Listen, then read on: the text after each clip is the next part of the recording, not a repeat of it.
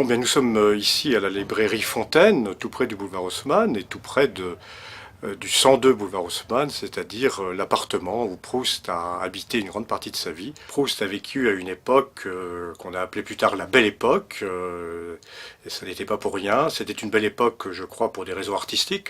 Paris était la capitale artistique du monde, pratiquement. C'était une ville où tous les auteurs de théâtre, les musiciens venaient pour être joués, pour être reconnus. Paris était à l'époque aussi une grande ville de liberté de mœurs. À Paris, il y avait, j'ai plus les chiffres en tête, mais à Paris, il y avait, je crois, à l'époque de Proust, à peu près 150 maisons closes. Ce qui n'était pas tout à fait le cas à Londres ni à Berlin. Donc une grande ville, oui, où régnait la liberté des mœurs.